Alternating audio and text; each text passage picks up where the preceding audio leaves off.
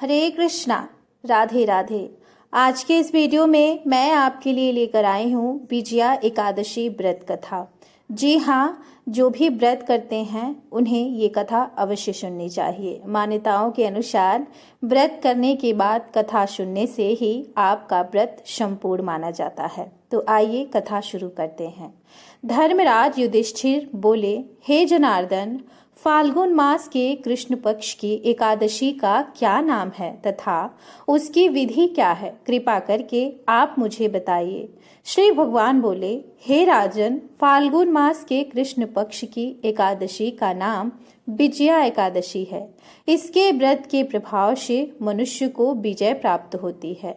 यह सब व्रतों से उत्तम व्रत है। इस विजया एकादशी का महात्म्य के श्रवण व पठन से समस्त पाप नाश को प्राप्त हो जाते हैं। एक समय देवर्षि नारद जी ने जगत पिता ब्रह्मा जी से कहा, महाराज, आप मुझे फाल्गुन मास के कृष्ण पक्ष की एकादशी विधान कहिए। ब्रह्मा जी कहने लगे कि हे नारद, विजया एकादशी का व्रत पुराने तथा नए पापों को नाश करने वाला है।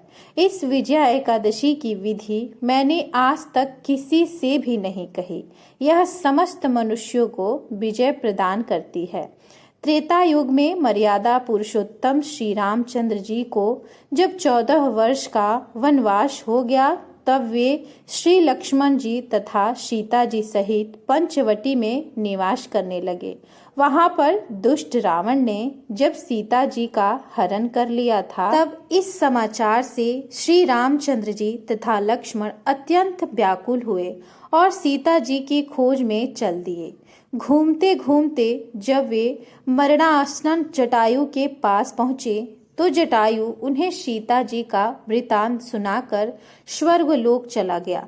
कुछ आगे जाकर उनकी सुग्रीव से मित्रता हुई और बाली का वध किया। हनुमान जी ने लंका में जाकर सीता जी का पता लगाया और उनसे श्री रामचंद्र और सुग्रीव की मित्रता का वर्णन किया। वहां से लौटकर हनुमान जी ने भगवान श्री राम के पास आकर सब समाचार बताया। श्री रामचंद्र जी ने वानर सेना सहित सुग्रीव की संपत्ति से लंका को प्रस्थान किया। जब श्री रामचंद्र जी समुद्र से किनारे पहुंचे, तब उन्होंने मगरमच्छ आदि से युक्त उस अगाध समुद्र को देखकर लक्ष्मण जी से कहा कि इस समुद्र को हम किस प्रकार से पार करेंगे। तब श्री लक्ष्मण ने कहा, हे पुराण पुरुषोत्तम, आप आदि पुरुष हैं, आप सब कुछ जानते हैं। यहाँ से आधा योजन दूर पर कुमारी द्वीप में वकदलाभ्य नाम के मुनि रहते हैं। उन्होंने अनेक ब्रह्मा देखे हैं। आप उनके पास जाकर इसका उपाय पूछिए।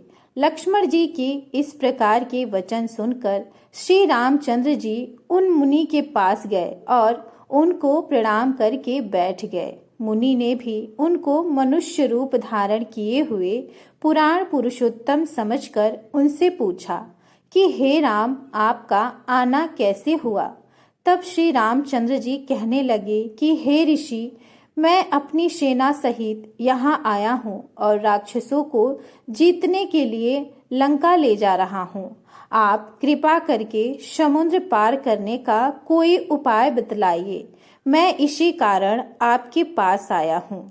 तब ऋषि बोले, हे राम, फाल्गुन मास के कृष्ण पक्ष की एकादशी का उत्तम व्रत करके आप निश्चित ही विजय प्राप्त होंगे। साथ ही आप समुद्र भी अवश्य पार कर लेंगे।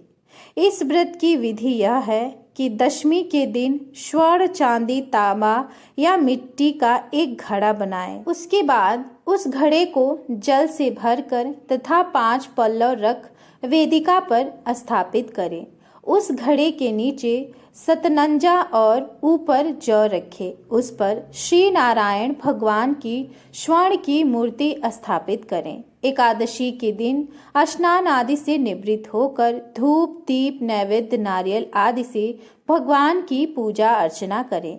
तत्पश्चात घड़े के सामने बैठकर दिन व्यतीत करें और रात्रि को भी उसी प्रकार बैठकर जागरण करे। द्वादशी के दिन नित्य नियम से निवृत्त होकर उस घड़े को ब्राह्मण को दे दें। हे राम, यदि आप भी इस व्रत को सेनापतियों सहित करोगे तो तुम्हारी विजय अवश्य होगी।